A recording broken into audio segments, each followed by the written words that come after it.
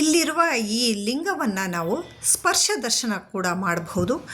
ಸ್ಪರ್ಶ ದರ್ಶನ ಮಾಡೋದ್ರಿಂದ ನಮ್ಮ ದೇಹದಲ್ಲಿರುವ 7 ಚಕ್ರಗಳು ಶಕ್ತಿದಾಯಕವಾಗಿ ಪರಿವರ್ತನೆಗೊಳ್ಳುತ್ತೆ. ಹಾಗೆ ನಮ್ಮ ದೇಹದ ಸುತ್ತ ಇರುವ ಪ್ರಭಾವಳಿ ಕೂಡ ತನ್ನಲ್ಲಿರುವ ಎಲ್ಲ ಋಣಾತ್ಮಕ ಒಂದು ಶಕ್ತಿಯನ್ನು ಕಳ್ಕೊಂಡು ಪರಿಪೂರ್ಣವಾಗಿ ಧನಾತ್ಮಕ ಶಕ್ತಿಯನ್ನು ಪಡೆದುಕೊಳ್ಳುತ್ತೆ. ಲಿಂಗವನ್ನು ಸ್ಪರ್ಶ ದರ್ಶನ ಮಾಡೋದಕ್ಕೆ ಇರುವಂತಹ ವೈಜ್ಞಾನಿಕ ಹಿನ್ನೆಲೆ ಇದು. ಎಲ್ಲರೂ ಹೇಗಿದ್ದೀರಿ? ನಮಸ್ಕಾರ. ಇವತ್ತೊಂದು ಒಳ್ಳೆಯ ತೀರ್ಥಕ್ಷೇತ್ರಕ್ಕೆ ಹೋಗೋಣ ಬನ್ನಿ. ಅದರ ಹೆಸರು ಮೂಡುಗಲ್ಲು ಅಂತ ಹೇಳಿಬಿಟ್ಟು ಎಲ್ರಿಗೂ ಗೊತ್ತಿರುತ್ತೆ ಅನ್ಕೋತೀನಿ, ಕೇಳಿದ್ದೀರಾ ಅಂತ ಅಂದ್ಕೊಳ್ತೀನಿ. ಮೂಡಿದ ಕಲ್ಲು, ಮೂಡುಗಲ್ಲು ಅಂತ ಹೇಳಿಬಿಟ್ಟು ಇದರ ಹೆಸರು ಜನರ ಬಾಯಿಂದ ಬಾಯಿಗೆ ಬರುವಾಗ ಹಾಗೆ ಪರಿವರ್ತನೆ ಆಯಿತು ಅಂತ ಇಲ್ಲಿನವ್ರು ಹೇಳ್ತಾರೆ. ಸ್ವಲ್ಪ ಪ್ರಮಾಣದ ದುರ್ಗಮ ಹಾದಿ, ಸುತ್ತಲೂ ತೋಟ, ದಟ್ಟವಾದ ಕಾಡು, ತೋಟಗಳ ಮಧ್ಯದಲ್ಲಿ ದೂರ ದೂರಕ್ಕೆ ಒಂದೊಂದು ಮನೆ, ತುಂಬ ಸುಂದರವಾದಂತಹ ನೋಟ. ಮಳೆಗಾಲದಲ್ಲಂತೂ ಇನ್ನೂ ತುಂಬ ಚೆನ್ನಾಗಿರುತ್ತೆ ಇಲ್ಲಿ ಹೋದರೆ. ಆದರೆ ಆಗ ಮಣ್ಣಿನ ರೋಡು ತುಂಬ ಹಸಿಯಾಗಿ ಮತ್ತು ನೀರು ಹರಿಯೋದ್ರಿಂದ ಹೋಗೋದು ಕಷ್ಟ ಆಗ್ಬೋದು. ದೇವರಲ್ಲಿ ಭಕ್ತಿ ಮತ್ತು ಇದರ ಸೌಂದರ್ಯವನ್ನು ನಾವು ಸವಿತಾ ಹೋದ ಹಾಗೆ ಏನೂ ಕಷ್ಟ ಆಗೋದಿಲ್ಲ ಅಂತ ಅಂದ್ಕೊಳ್ತೀನಿ. ನಾನು ಇಲ್ಲಿಗೆ ಬೇಸಿಗೆಯಲ್ಲಿ ಹೋಗಿದ್ದೆ. ಕಾಡಿನ ಮಧ್ಯ ಹೋಗ್ತಾ ಇರೋದ್ರಿಂದ, ತೋಟಗಳ ಮಧ್ಯ ಹೋಗ್ತಾ ಇರೋದ್ರಿಂದ ನಮಗೆ ಡ್ರೈವಿಂಗ್ ಕಷ್ಟ ಕೂಡ ಅಂತ ಅನ್ನಿಸ್ಲಿಲ್ಲ. ಹಾಗೆ ನೋಡೋದಕ್ಕೆ ನವಿಲುಗಳು ಕೂಡ ಸಿಕ್ತು ನಮಗೆ. ಇನ್ನೊಂದು ವಿಶೇಷವಾದ ವಿಷಯ ಗೊತ್ತಾ ನಿಮಗೆ ಈ ಸ್ಥಳದ ಬಗ್ಗೆ? ನಮ್ಮ ಕಾಂತಾರ ಸಿನಿಮಾದ ಖ್ಯಾತಿಯ ರಿಷಬ್ ಶೆಟ್ಟಿಯವರ ಊರು ಕೂಡ ಹೌದು ಇದು. ಅದು ಎಲ್ರಿಗೂ ಗೊತ್ತಿರುತ್ತೆ ಅಂತ ಅಂದ್ಕೊಳ್ತೀನಿ.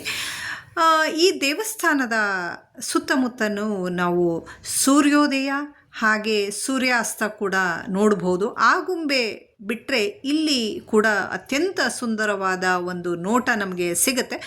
ಸಂಜೆವರೆಗೂ ಇದ್ದರೆ ಅಥವಾ ಬೆಳಗ್ಗೆನೇ ಹೋಗಿ ಸೂರ್ಯೋದಯಕ್ಕೆ ಮುಂಚೆ ಹೋಗಿ ತಲುಪಿದ್ರೆ ನಾವು ಅದನ್ನು ಕಾಣಬಹುದು ಇಲ್ಲಿ. ಈ ದಾರಿಯನ್ನು ಕ್ರಮಿಸಿ ಹೋದ ನಂತರ ಅಲ್ಲಿ ವಿಶಾಲವಾದ ಬಯಲು ಸಿಕ್ತು ನಮಗೆ. ಆ ಬಯಲು ತುಂಬ ಸುಂದರವಾಗಿ ಇತ್ತು. ಹಾಗೆ ಭೂಮಿಗೆ ಸಮಾನಾಂತರವಾದ ಬಂಡೆಗಲ್ಲುಗಳು ಕೂಡ ಇತ್ತು. ಇದನ್ನೆಲ್ಲ ನೋಡ್ತಾ ನಾವು ದೇವಸ್ಥಾನ ತಲುಪಿದ್ವಿ. ನಾವೀಗ ಬಂದಿರೋದು ಮೂಡುಗಲ್ಲು ಕೇಶವನಾಥೇಶ್ವರ ದೇವಸ್ಥಾನ. ಯಾವುದೇ ಜನಜಂಗುಳಿ ಇರೋದಿಲ್ಲ. ನಾವು ದೇವಸ್ಥಾನವನ್ನು ತಲುಪಿದಾಗ ಭಟ್ಟರು ಮತ್ತು ಇನ್ನೊಬ್ಬರು ಸಹಾಯಕರು ಇಬ್ಬರೇ ಇದ್ದಿದ್ದು. ಅತ್ಯಂತ ಪ್ರಶಾಂತವಾದ ಈ ಜಾಗಕ್ಕೆ ತಲುಪಿದ ತಕ್ಷಣ ನಮಗೆ ಭಕ್ತಿ ಬಿಟ್ಟರೆ ಬೇರೆ ಏನೂ ನೆನಪು ಬರೋದಿಲ್ಲ ಅಂತ ಅಂದ್ಕೊಳ್ತೀನಿ ನಾನು. ಮನಸ್ಸಿಗೆ ತುಂಬ ಅಂದರೆ ತುಂಬ ಆಹ್ಲಾದ ಆಯಿತು. ಮುಂದೆ ಈ ವಿಡಿಯೋದಲ್ಲಿ ಈ ಸ್ಥಳದ ಬಗ್ಗೆ ವಿವರಣೆಯನ್ನು ಇಲ್ಲಿನ ಭಟ್ಟರು ಕೊಡ್ತಾ ಹೋಗ್ತಾರೆ. ಇದು ಒಂದು ಪ್ರಕೃತಿ ನಿರ್ಮಿತವಾದ ಒಂದು ಗುಹಾ ದೇವಾಲಯ. ಇಲ್ಲಿ 365 ದಿನವೂ ಕೂಡ ನೀರು ಒಂದೇ ಸಮನಾಗಿ ಇರುತ್ತೆ. ಜಾಸ್ತಿ ಆಗೋದಿಲ್ಲ, ಹಾಗೆ ಕಮ್ಮಿ ಕೂಡ ಆಗೋದಿಲ್ಲ. ಈ ನೀರಿನಲ್ಲಿ ಹಾವು ಮೀನುಗಳಿದೆ. ಹಾವು ಮೀನು ಅಂತ ಹೇಳಿದ್ರೆ ಹಾವಲ್ಲ, ಹಾವು ಮೀನು, ಹಾವಿನ ಆಕಾರದಲ್ಲಿರುವ ಮೀನು ಅಂತ ಹೇಳ್ತೀವಿ ನಾವು. ಆ ಮೀನುಗಳು ಸಾಕಷ್ಟಿದೆ. ಅದು ನಮ್ಮ ಕಾಲಿಗೆ ಸ್ಪರ್ಶ ಮಾಡ್ತಾ ಇದ್ದರೆ ನಮಗೆ ತುಂಬ ಒಂದು ಆನಂದದಾಯಕವಾದ ಅನುಭೂತಿ ಆಗುತ್ತೆ. ಒಮ್ಮೆಗೆ ಸುಮಾರು 200 ಜನ ಒಟ್ಟಿಗೆ ಇಲ್ಲಿ ನಿಲ್ಲಬಹುದು, ಅಷ್ಟು ವಿಶಾಲವಾಗಿದೆ ಈ ಗುಹೆ. ಮತ್ತು ಇಲ್ಲಿ ನೀವು ನೋಡ್ತಾ ಇರೋ ಆ ಶಿವಲಿಂಗ ಅದು ಪ್ರತಿಷ್ಠಾಪನೆ ಮಾಡಿರೋದು. ಅದರ ಹಿಂಬದಿನಲ್ಲಿ ಸುರಂಗ ಮಾರ್ಗ ಇದೆ, ಹಾಗೆ ತೀರ್ಥಬಾವಿ ಕೂಡ ಇದೆ. ಆ ಸುರಂಗ ಮಾರ್ಗದಿಂದ ಹೋದರೆ ನಾವು ಕಾಶಿಯನ್ನು ತಲುಪಬಹುದು ಅಂತ ಹೇಳ್ತಾರೆ ಇಲ್ಲಿನವರು. ಹಾಗೆ ಆ ತೀರ್ಥಬಾವಿಯಿಂದ ನೀರು ತಗೊಂಡ್ಬಿಟ್ಟು ಪರಶಿವನ ಅಭಿಷೇಕಕ್ಕೆ ಉಪಯೋಗಿಸ್ತಾರೆ. ಇಲ್ಲಿರುವ ಈ ಗುಹಾ ದೇವಾಲಯದ ಬಗ್ಗೆ ಸಾಕಷ್ಟು ಕಥೆಗಳು ಇದೆ. ಇದ್ರ ಬಗ್ಗೆ ವಿವರಣೆಯನ್ನು ಇಲ್ಲಿರುವ ಭಟ್ರು ಹೇಳ್ತಾ ಹೋಗ್ತಾರೆ, ಕೇಳಿ. ನಮಸ್ಕಾರ ಭಟ್ರೆ. ನಮಸ್ಕಾರ. ನನ್ನ ಹೆಸರು ಮಂಜುನಾಥ್ ಅಂತೇಳಿ. ಈ ಕ್ಷೇತ್ರ ಬಂದ್ಬಿಟ್ಟು ಶಿವ ಬಂದ್ಬಿಟ್ಟು ಲೋಕ ಸಂಚಾರದಲ್ಲಿರ್ತಕ್ಕಂಥ ಸಮಯದಲ್ಲಿ ಬಂದ್ಬಿಟ್ಟು ಲೋಕ ಕಲ್ಯಾಣಕ್ಕಾಗಿ ಇಲ್ಲಿ ಬಂದು ಧ್ಯಾನ ಕೊಡ್ತಾರೆ. ಧ್ಯಾನ ಮಾಡಿರ್ತಕ್ಕಂಥ ಶಿವನು, ಗುಹೆಯಲ್ಲಿ ಕೂತಿರ್ತಕ್ಕಂಥ ಶಿವನು, ಪರಶಿವನು ಹಾಗೆ ಶಿಲೆ ಹಾಕ್ತಾರೆ. ಆ ಶಿಲೆ ಆಗಿರ್ತಕ್ಕಂಥ ಶಿವನಿಗೆ ಬಂದ್ಬಿಟ್ಟು ಗಂಗೆ ಅಲ್ಲೇ ಉದ್ಭವ ಆಗಿ ಅಲ್ಲೇ ಅಭಿಷೇಕ ಆಗಿ ಬರ್ತಕ್ಕಂಥ ಜಲವೇ ಇದು.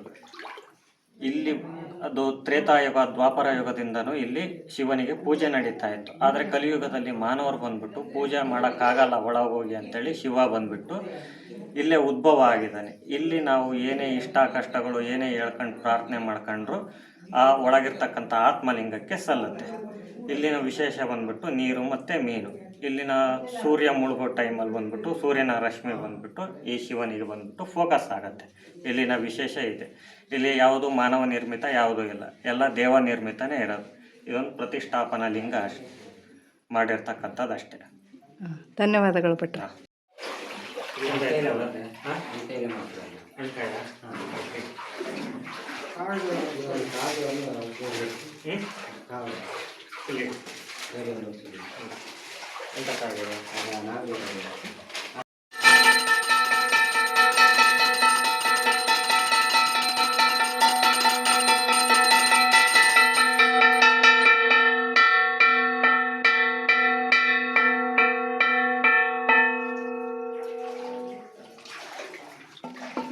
ಎಲ್ಲರಿಗೂ ಆ ಪರಶಿವ ಆರೋಗ್ಯ ಆಯುಷನ್ನು ಕೊಟ್ಟು ಹರಸಲಿ.